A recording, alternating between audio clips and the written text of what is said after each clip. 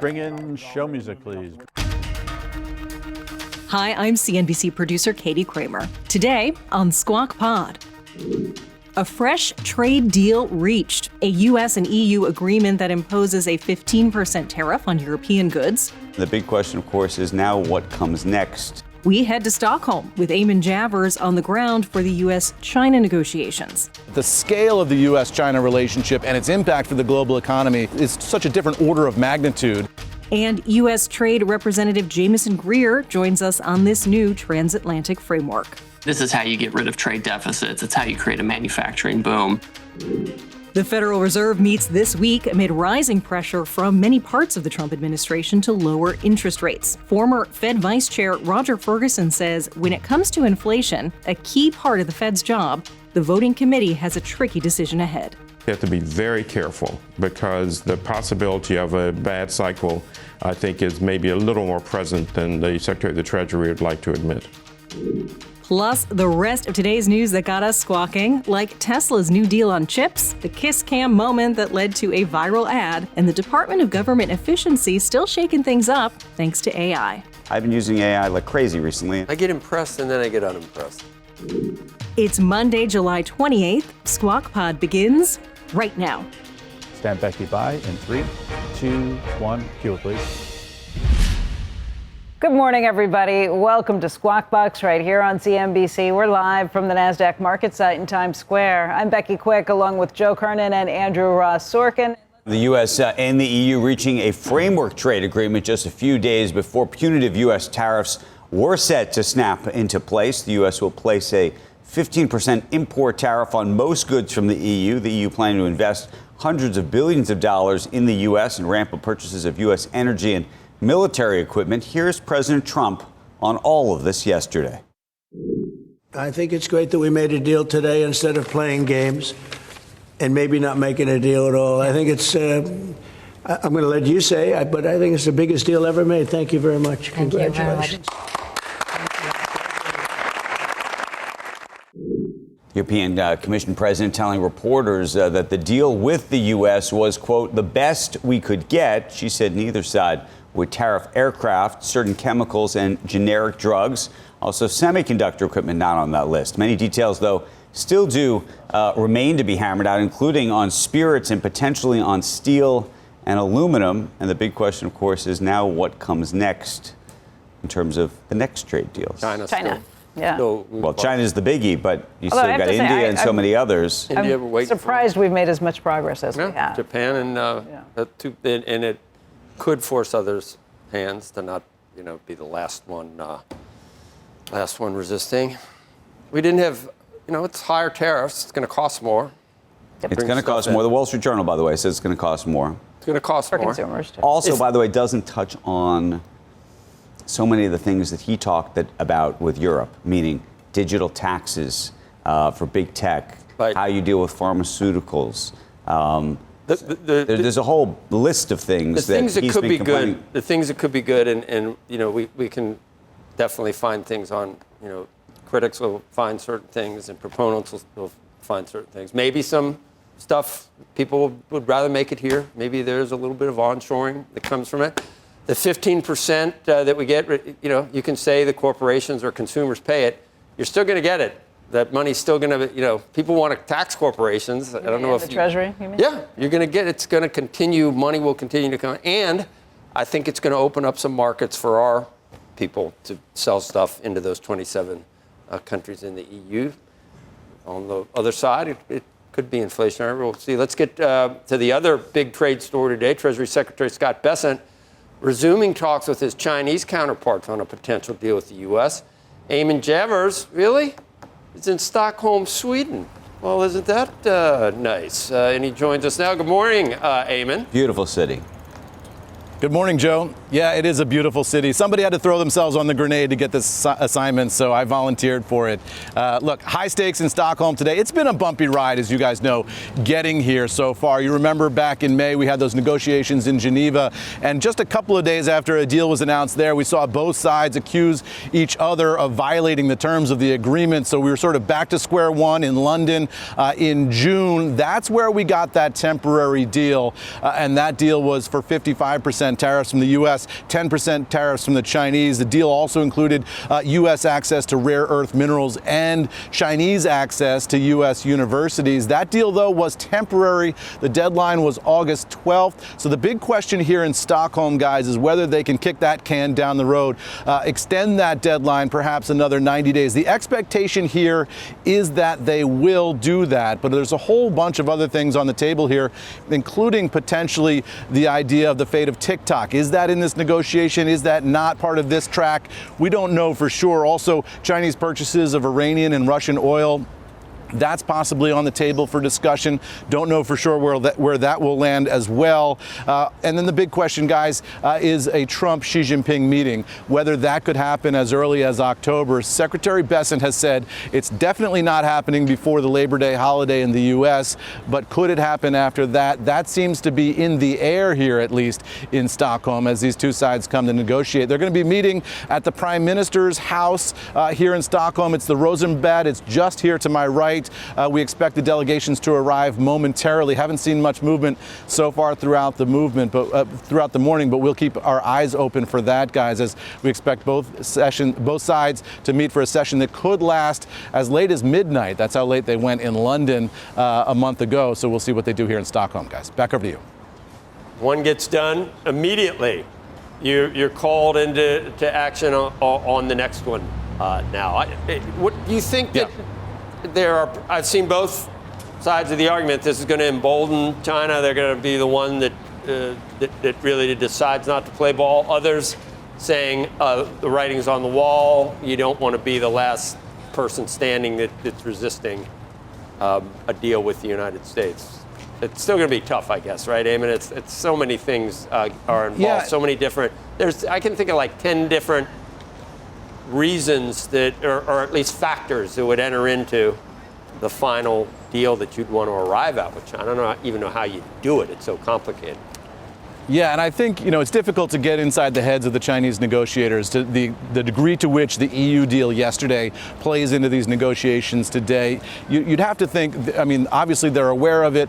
It might have some impact, but the scale of the U.S.-China relationship and its impact for the global economy are just such a different order of magnitude that you've got to imagine also that this negotiation is has its own momentum and is focused on its own things. There's so much at stake for the Chinese economy.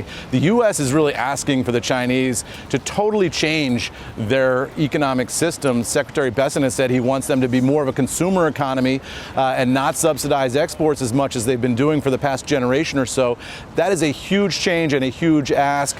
Whether the Chinese are amenable to that, whether they feel like this is the pivot point in history for them to make that change or not, difficult to say. We'll see what comes out of this negotiation this afternoon. We hope to get a briefing from officials whenever they wrap today to at least get a sense of where things are. We expect meetings to happen today and tomorrow, possibly into Wednesday. So it's a bit of a jump ball here in terms of what we're going to see and when we're going to see it.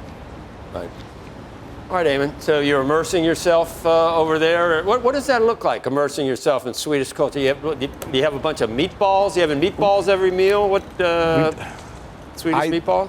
Joe, I literally did have Swedish meatballs for dinner last night. They're fantastic. They come with a nice side of potatoes and cucumbers. It was really terrific. We took a little boat tour. Got anything else for me? Got to get out on the water.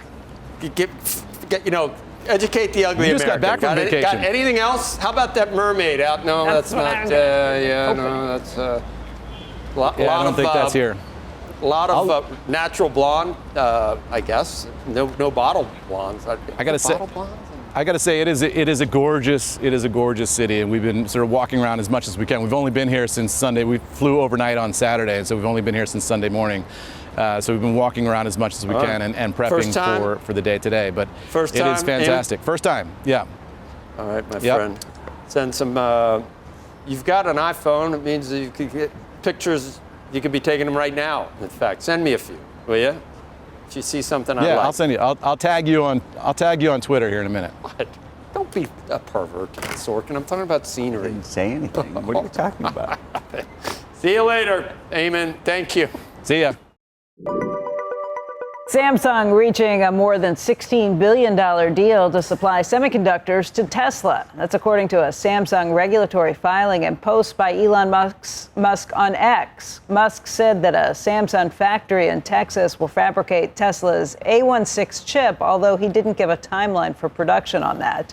In one post, he said, "I will walk the line personally to accelerate the pace of progress. And the fab is conveniently located not too far from my house." In another post, Musk said that the $16 billion number for the deal was a bare minimum and claimed that actual output is likely to be several times higher. Right. He has a house? That's the biggest news in that to me. Yeah, no, he's got like a small house. Tiny house. Tiny house, Yeah. right there, though, on the property. But not on wheels. No. Although that would fit his, he's around, he is mobile. The Department of Government Efficiency deploying an AI tool aimed at cutting half of the government's regulations by the end of President Trump's first year in office. It's according to a Washington Post report. It says that the so-called DOGE AI deregulation decision tool is looking through 200,000 federal regulations to figure out which are no longer required by law. PowerPoint presentation seen by the Post suggesting the tool could save the country trillions of dollars, and says it has already been used at the Department of Housing and Urban Development. So we'll see how AI is used, and we can just hope it doesn't hallucinate. Though I have to say, I've been using AI like crazy recently, and I have not had these sort of hallucinations that we sort of saw about 6 months ago. I get impressed and then I get unimpressed, and then which makes me hopeful for continued. I get impressed and then I call a bank and get walked through the same ridiculous, stupid, like they have a new AI agent that is terrible, shuts your card off constantly. Can't get through to a person, can't get it fixed. Do you ever argue? With the I argue AI agents? Yeah. I say, you know what? You pretend you're thinking, you're not. You're collating crap from, it's GIGO. Yeah. If they go in and, if you're looking for some real actual analysis of something, it still doesn't do that. They GIGO a bunch of crap from wherever, publicly available places. They put it together and pretend that they've come up with something, which they really haven't. They've just summarized. Although if you ask it to put together good gift ideas or stuff for a trip, it's pretty good. Well, I'm not saying they're not already more original than I am, and as far as that goes. But there are things they can do. But I'm excited about a year, 2, 3 years from now when it.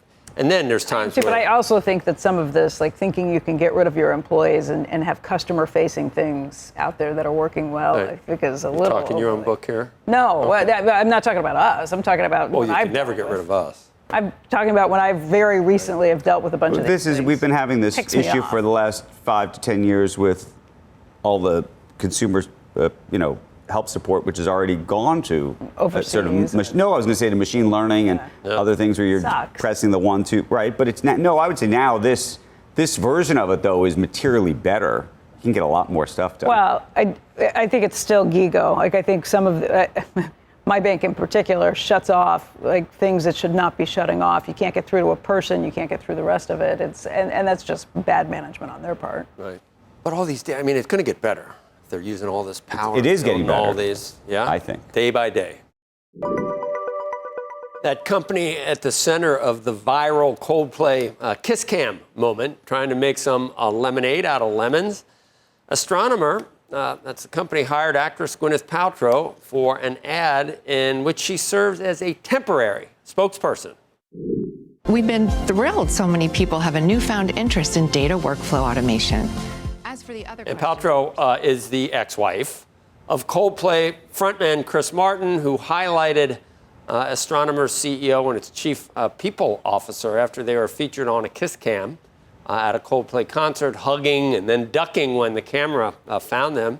Astronomer's CEO has since resigned, married, has children, and even more weird, Ryan Reynolds, he has an ad agency which helped produce that new Astronomer ad.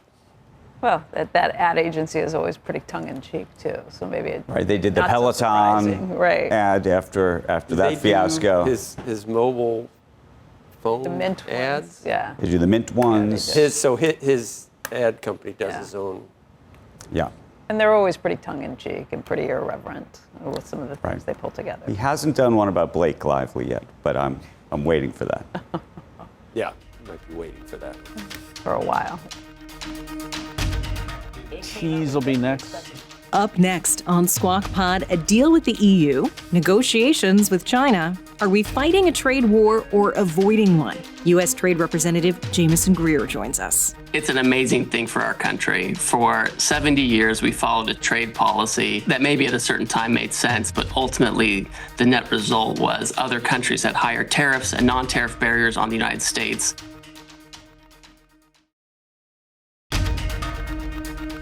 This is Squawk Pod.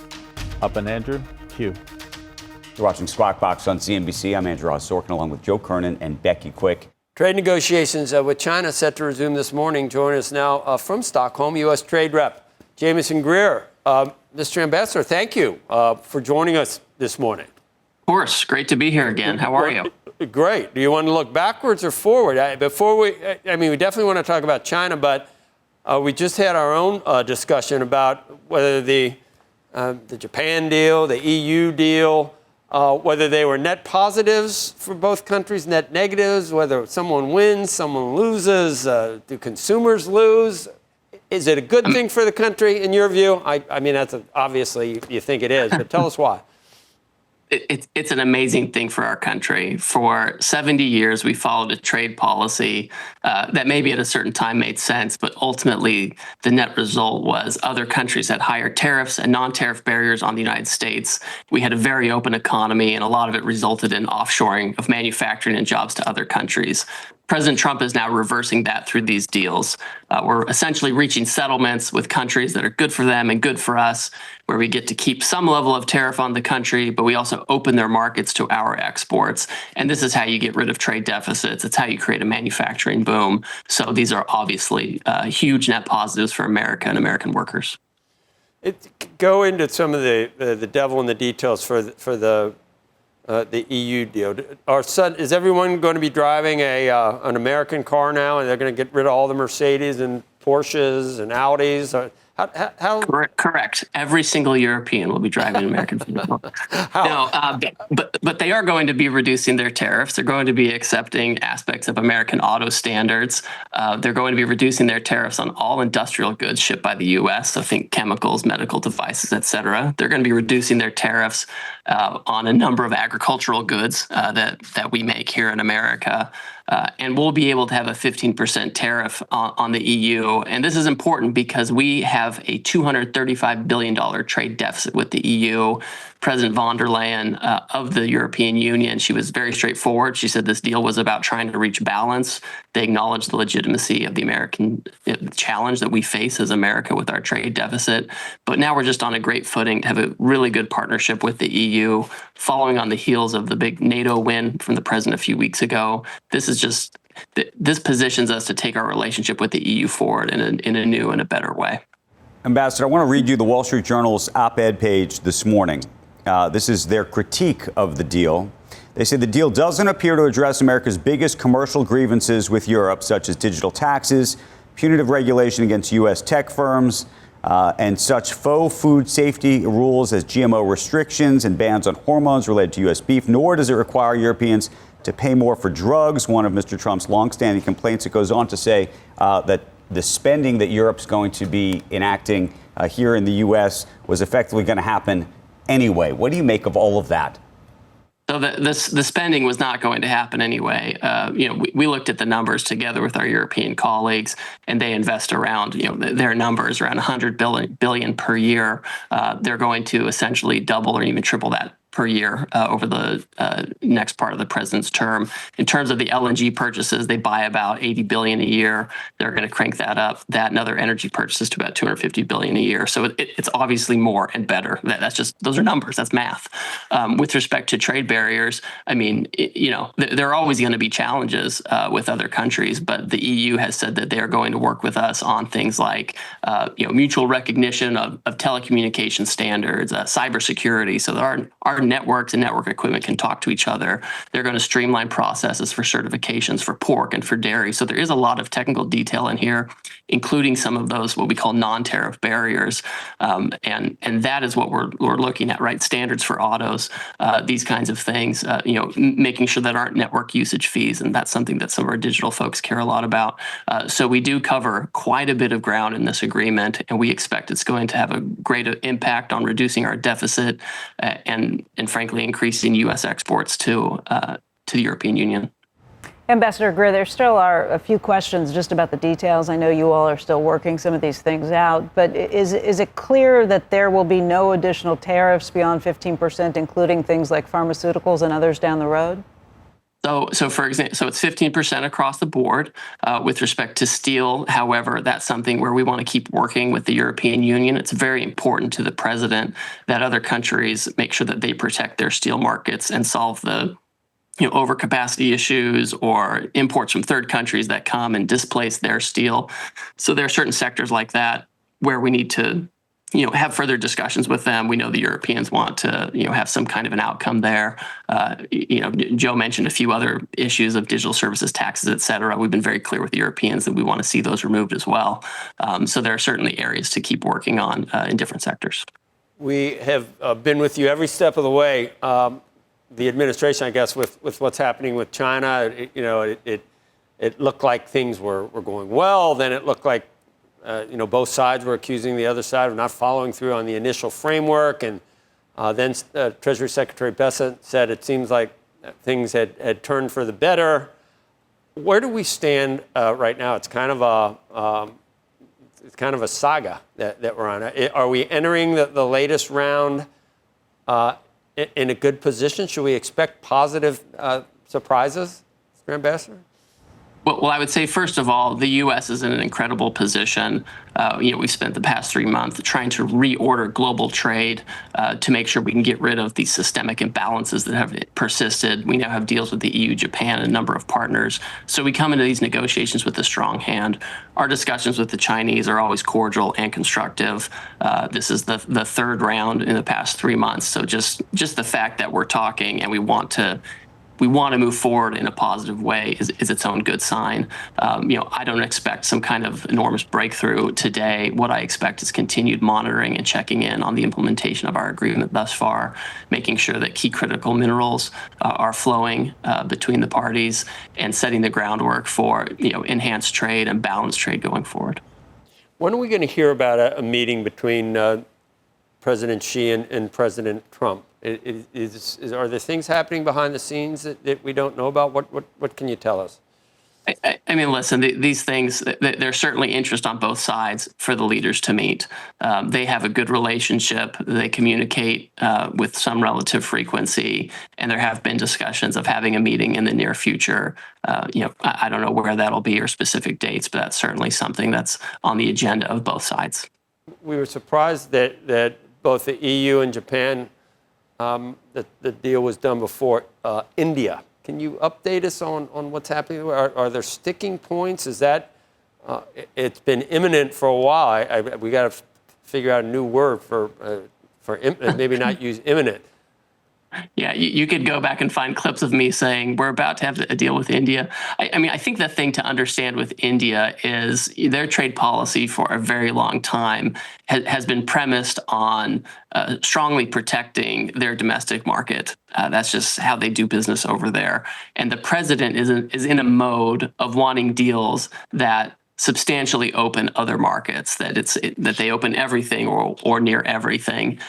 So we continue to speak with our Indian counterparts. We've always had very constructive discussions with them. They have expressed strong interest in opening portions of their market. We of course are willing to continue talking to them, but I think that we need some more negotiations on that end with our Indian friends to see how ambitious they want to be.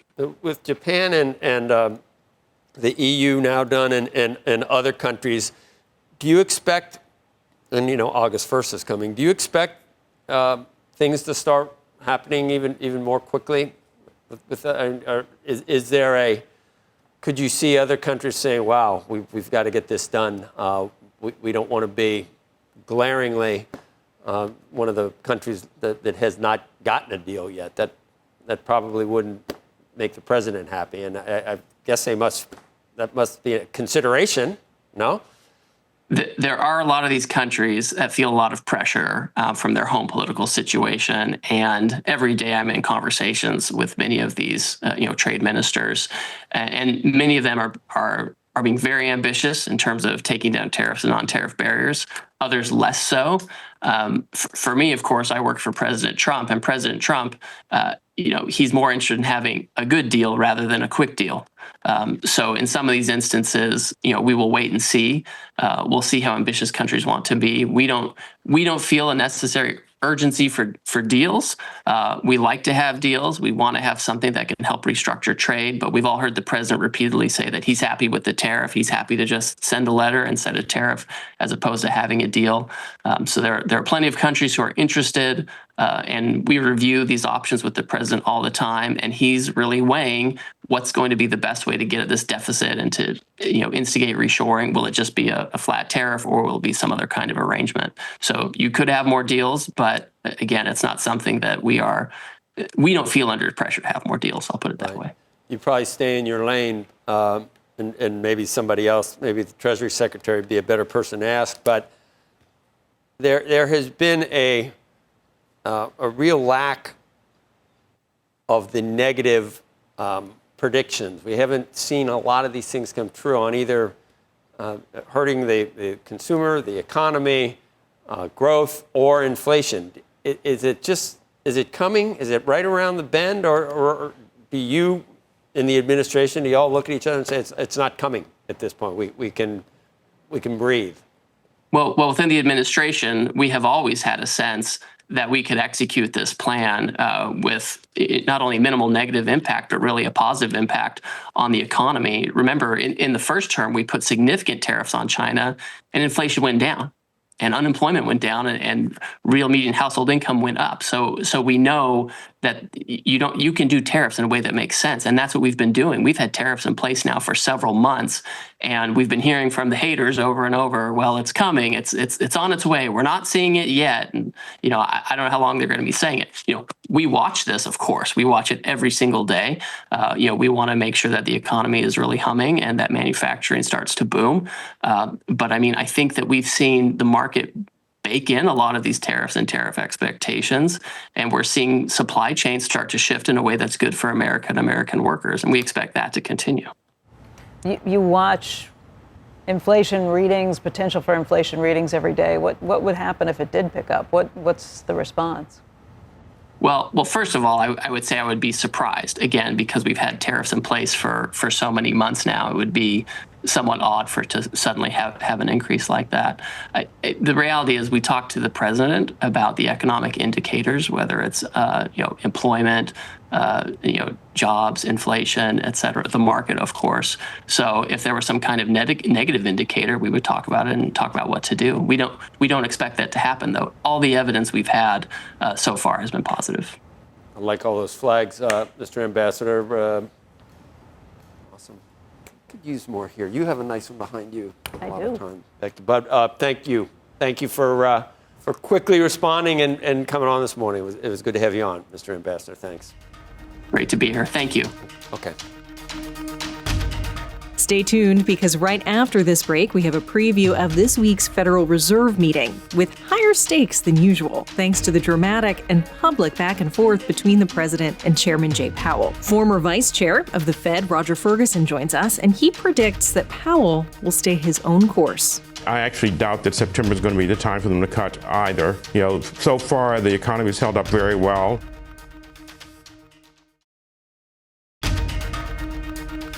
You're listening to Squawk Pod from CNBC. Here's Andrew Ross Sorkin. The Fed's going to be meeting this week with pressure mounting, of course, from the president to lower interest rates. Joining us right now, former Federal Vice Chair Roger Ferguson. He's also a CNBC contributor. Good morning to you on this Monday morning, Roger. I don't think anybody expects Jay Powell to lower interest rates. I don't know if you have a different view or you think something else is going to come, not just this week, but what we're going to see in the rest of the year. So certainly I agree with you. Almost impossible to imagine a cut and race this week. A lot of data to come in, and I would say the market needs to understand, is looking to see when that September is in play. I actually doubt that September is going to be the time for them to cut either. So far the economy has held up very well. At the recent visit that the president paid to the Fed, he was talking about how strong the economy is. The most recent labor report suggested a pretty good economy, and markets are doing very well. So I don't think things are set up right now for either a move in July or September at this stage. We'll wait and see what the data show us, but I think the market may be a little disappointed in pricing a September move. Question about sort of Fed independence, optics, and the like. Given the consistent pressure on the Fed, given even the sort of theatrics we saw last week, which I'd love to get your thoughts about just as you were watching that, what you were thinking. But do you think that unto itself puts actually more pressure on the Fed not to lower interest rates? Andrew, I hope that's not true. I mean, they really should be looking only at the data and deciding what the data tell them. However, to be clear, people are only human beings, so to speak. And I suspect for a few of them, the pressure is likely to backfire. But I really think society, the president, and the Fed itself should be looking at the fundamental data. Sadly, to your point, everything's now become much more politicized. I think that's unfortunate because it takes the attention away from the real question, which is what is the right move for the economy given the Fed's mandate. What were you thinking as the president took that piece of paper out of his suit pocket and Jay Powell put on his readers to look at it? We're taking a look, and it looks like it's about 3.1 billion. It went up a little bit, or a lot. So the 2.7 is now 3.1. I'm not aware of that. Yeah, it just came out. Yeah, I haven't heard that from anybody at the Fed. Yeah, it just came out. Our notes had it about 3.1 as well. 3.1, 3.2. This came from us? Yes. I don't know who does that. You're including the Martin renovation. You just added our entire capital. Yeah, you just added in a third building is what that is. That's a third building, including Well, no, the Martin but building. it's a building that's being built. No, it was built 5 years ago. We finished Martin 5 years ago. It's part of the overall work. But it's So, not new. First, you used the word theatrical. I would say that was true. Everyone saw then, Chairman Powell taking a look at the numbers and correcting the president, which rarely happens in public.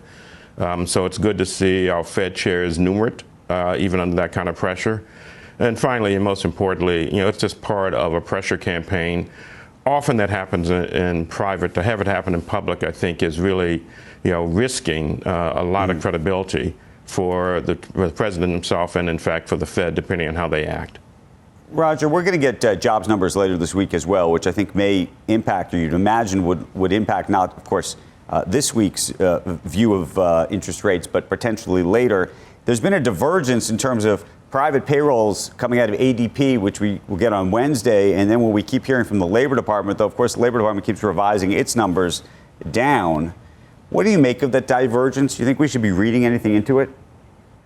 I don't think we should read that much into it. It goes on for a period of time. The numbers that matter most are what the government puts out. I think there's some adjustments, for example, number of businesses that come and go, which is really hard for ADP to understand in short term. So right now, I think, let's let the ADP numbers play out, but let's really focus in on the official numbers, because that's what's going to drive the Fed's thinking. And then the other piece, of course, are tariffs. We got this new deal coming out of Europe. Of course, it's just a framework. I don't know if we'll actually see it in practice for some time. We still don't have China. Obviously, you have this August 1st deadline with so many other countries. I don't know if you think that gets pushed. But again, this Fed has said that it wants to be data dependent. To the extent that you believe that we will see higher prices, if you believe that at all, when do you think we would see that? That's a really good question, Andrew, because people were expecting it earlier. I think the analysis suggests that part of what's holding this up is the fact that so much inventory is put in place, because of the early talk of tariffs. There's also the question of how businesses may respond to it. So I think we'll definitely get a better sense towards the second half. By definition, get a better sense towards the second half of the year. And it may actually be, in the fourth quarter. So I think the Fed is going to reiterate the statements made many times about uncertainty because everything has been pushed off a little bit. However, I think at some point we definitely have to see at least a one-time impact in prices, and then there's a big question whether or not that leads to an inflationary spiral. Let's hope not, but I think it's very much in focus for the rest of this year. It's in focus, but which way do you bet on that? Do you think of it? I mean, the way Scott Bessent's talked about it, he accepts there may be a one-time step up, but he thinks it's a one-time scenario, not a all-the-time scenario. I lean a little bit more towards the potential for inflationary pressures. We're coming off of a period that is highly unusual for almost all Americans, which is we actually had, very high inflation. Even now, the inflation numbers are coming down, but they still are closer to 2.5, 2.7, 2.9 than they are to the Fed's 2% target. And as individuals go into, whatever their big box store is or order things on Amazon or whatever it may be, they're going to experience an increase in prices. That, I think, is going to lead to some loosening of inflation expectations, particularly if it comes at a point when the Fed is lowering rates. So I think they have to be very careful because the possibility of a bad cycle, I think, is maybe a little more present than the Secretary of the Treasury would like to admit. Okay. Roger, thank you, of course, for your perspective on this Monday morning. We appreciate it. Nice to see you. Thank you. Folks, that does it for us today. Make sure you join us right back here tomorrow. That is Squawk Pod for today, this last Monday in July. Where's the summer going? Squawk Box is hosted by Joe Kernen, Becky Quick, and Andrew Ross Sorkin. Tune in weekday mornings on CNBC at 6 Eastern. Follow Squawk Pod wherever you get your podcasts to get the best of our show whenever you want. And if early headlines are your thing, check out our new pre-market pod, 5 Things to Know Before the Opening Bell. That's out Mondays, Wednesdays, and Fridays. Followers get it automatically in their feeds. Have a great start to the week. We'll meet you right back here tomorrow. We are clear. Thanks, guys.